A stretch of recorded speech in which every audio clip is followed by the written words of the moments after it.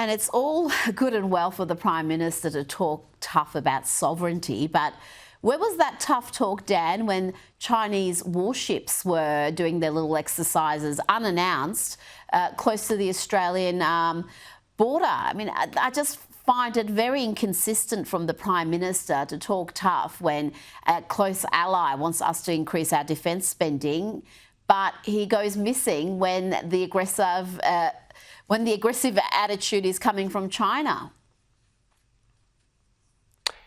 Well, that's exactly right. And it's not just issues pertaining to China, as you rightly identify, but also the number of international agreements which we are signed up to or are due to sign up to, for example, in relation to future pandemics. I haven't heard the Prime Minister talk about our national sovereignty in relation to the World Health Organization, nor have I heard him talk about national sovereignty as it relates to climate change commitments. For example, the Paris Climate Agreement is handing over a massive amount of power to unelected international bureaucrats. So you're quite right to point out that the Prime Minister is being very selective when he discusses issues relating to our political and national sovereignty.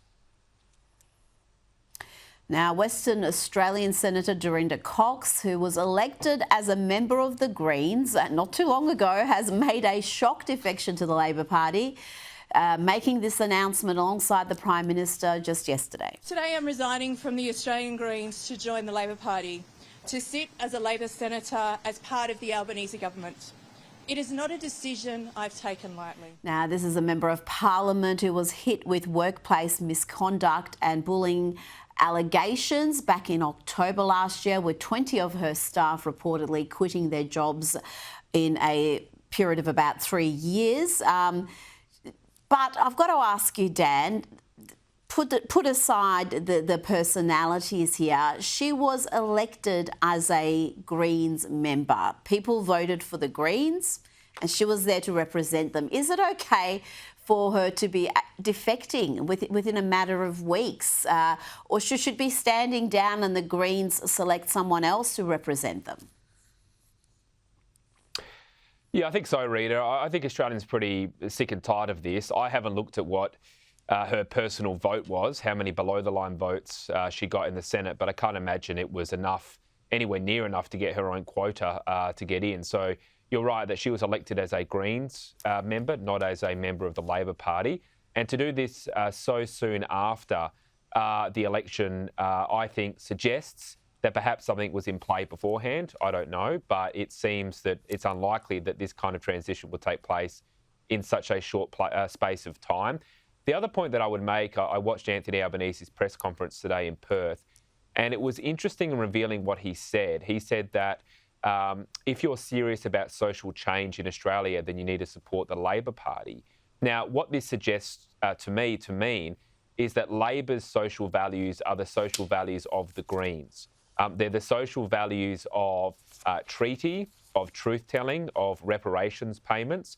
I believe that they will proceed with a voice to Parliament, as Penny Wong said they would do, prior to the last federal election. And I think it's time for Labor just to be honest with the Australian people and have a formal coalition agreement with the Greens. If they're just going to adopt Greens members as a part of their party, then they should do it in an open and transparent manner. Well, they're in a coalition with the Greens, let's be honest. The Greens and Labor depend on each other, and Labor wouldn't be where they are without the Greens' support. So whether it's an official coalition agreement as the Libs and Nats have, or an unofficial one like Labor and Greens, it works pretty much in the same way. Now, let's talk about Victoria. Former Premier Jeff Kennett has made another, some would say, desperate attempt to try to save John Pursudo, the former opposition leader. He penned a letter to the Victorian Liberal Party's Administrative Committee begging them to pay the entire $2.3 million debt that Mr Pursudo now owes Liberal MP Maura Deeming.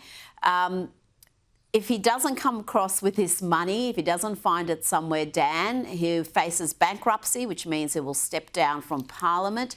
Jeff Kennett argues not supporting the Pursudo family now denies the fundamental values the party was founded upon.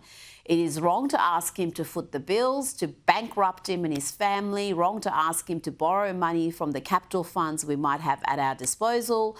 I implore you to act decisively. We must put the issue to bed quickly.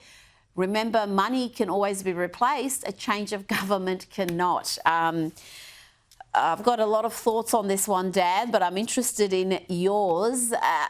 My first thought, though, is has Jeff forgotten who the victim here is? It's Moira Deeming. It is not John Pursudo. Yeah, look, I mean, I have a lot of respect for Jeff Kennett and everything he's done for Victoria, but I'm not sure this is quite the right way to go. Moira Deeming is entitled to seek compensation as per the court order.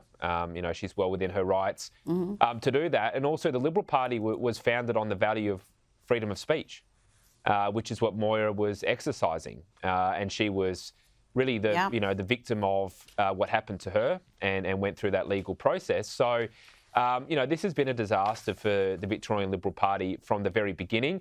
And I think it really shows what happens when, firstly, you lose sight of what your values are.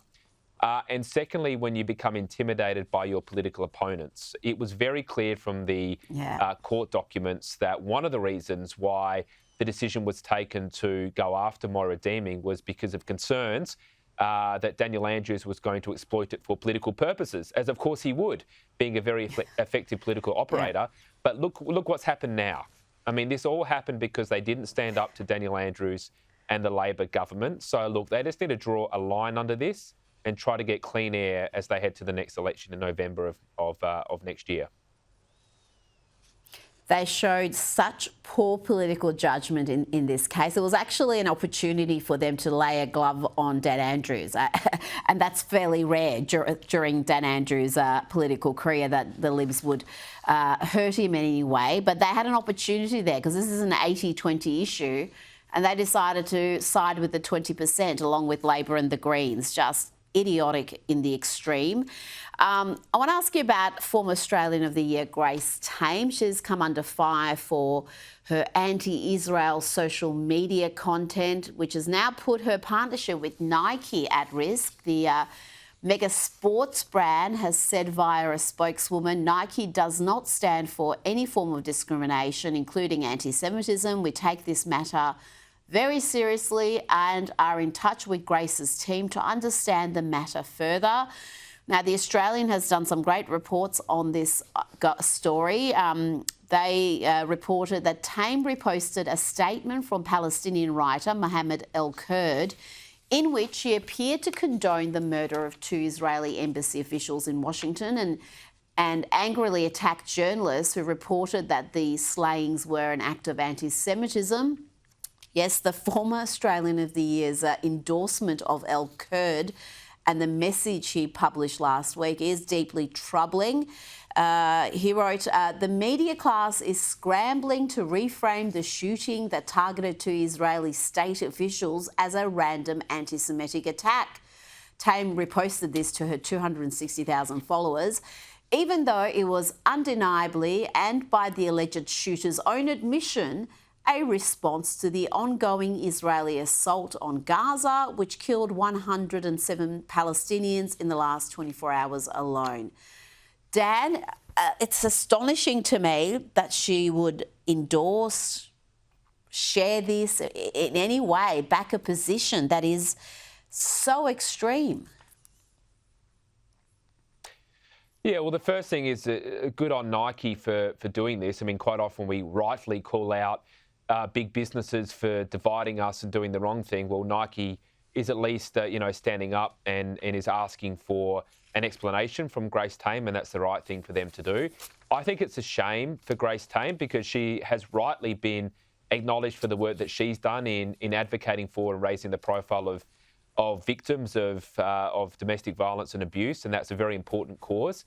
But for her to go down the road of political activism, I think has really let down the important work that she did. Of course, she famously wore the F Murdoch T-shirt when she was meeting with the Prime Minister some time ago and has a history of political activism. Now, if she wants to do that, that's up to her. I mean, it's entirely up to Grace Tame if she wants to go down that road.